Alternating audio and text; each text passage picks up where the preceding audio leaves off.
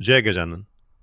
आजच्या भागात आम्ही तुम्हाला गजानन महाराजांशी संबंधित 2 सत्यकथा सांगणार आहोत, ज्या गजानन विजय पोथीत नमूद नाहीत. शेगावमध्ये दर मंगळवारी आठवडी बाजार भरत असे. आसपासच्या गावातील व्यापारी आपला माल विकण्यासाठी किंवा वस्तूंची देवाणघेवाण करण्यासाठी येथे येत असत. अन्नधान्य, खेळणी, घरगुती वस्तू सर्व काही येथे मिळत असे. एका दिवशी महाराज स्वतः बाजारात आले. ते नेहमीप्रमाणे मुक्तपणे फिरत होते. महाराज कधीकधी दुकानदारांकडून काही खाद्यपदार्थ घेत असत. ज्यांना त्यांचा दिव्यपणा ठाऊक होता ते आनंदाने देत, तर काही जण नाराज होत. पण यामागे एक गूढ चमत्कार दडलेला होता.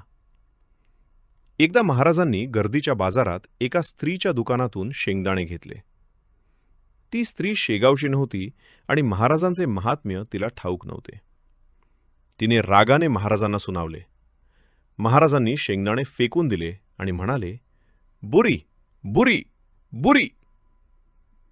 ही घटना जिजाबाई नावाच्या वृद्ध स्त्रीने सांगितली होती, जी 105 वर्ष जगली. नंतर दुसरी एक विक्रेती, जिला महाराजांचे खरे स्वरूप ठाऊक होते, तिने भक्तिभावाने महाराजांना शेंगदाणे अर्पण केले.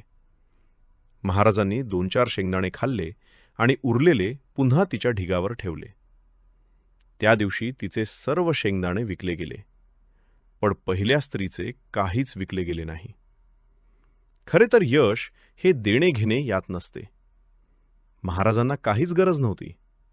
संपूर्ण विश्व त्यांच्या अधीन आहे. त्यांना तुमच्या शेंगदाण्यांची अपेक्षा नाही. त्यांना हवे असते ते मनाची शुद्धता, भक्तीची प्रामाणिकता. देण्यात कधीही कमी पडू नये. देणे कधीही दारिद्र्य आणत नाही, उलट वाढवते. आता दुसरी कथा ऐका. त्या काळात महाराजांची कीर्ती दूरवर पसरली होती. लोक त्यांच्या दर्शनासाठी गर्दी करत. एकदा जबलपूरहून गंगाधर नावाचा ब्राह्मण महाराजांच्या दर्शनासाठी आला. त्यानं मनातील इच्छा व्यक्त केली. महाराज, माझे सर्व मित्र विवाह करून संसारात रमले आहेत. मी मात्र अजूनही अविवाहित आहे. मला एक सुंदर सुसंस्कृत पत्नी मिळावी. महाराजांनी त्याला आशीर्वाद दिला. गवरीशी लग्न होईल, जा. गंगाधर आनंदानं निघून गेला. पण काही आठवड्यात प्लेगची साथ पसरली आणि गंगाधरही त्यात मृत्यू पावला. खरं तर महाराजांनी सांगितलेली गवरी म्हणजे गोवऱ्या, ज्या चितेसाठी वापरल्या जातात. संतांचे वचन नेहमी गूढ असते. अशाच प्रकारे श्रीमती खापर्डे यांना महाराजांनी सांगितले होते, पुष्कळ झडती झाली, बामणाचे पोट्टे बदमाश आहेत. अशाने काय होते?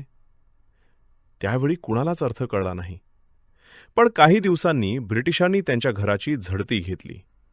मात्र काहीही सापडले नाही. महाराजांचे वचन तेव्हा खरे ठरले. संतांचे बोलणं साधे असते, पण त्यात गहन अर्थ दडलेला असतो. म्हणून विचारपूर्वक प्रश्न विचारावेत, संतुलित बोलावे आणि विवेकानं तपासावे की खरी आनंदाची जागा कुठे आहे. असे केल्यास जीवन धन्य होते. आम्ही तुम्हाला अशाच आणखी सुंदर आणि सत्य कथा घेऊन येऊ. जर ही कथा तुम्हाला आवडली असेल तर आमच्या YouTube चॅनलला लाईक, शेअर आणि सबस्क्राईब करा. तुमच्या पाठिंब्यानं आम्हाला अधिक ऊर्जा मिळते आणि आम्ही तुम्हाला आणखी प्रेरणादायी कथा घेऊन येऊ. जय गजानन.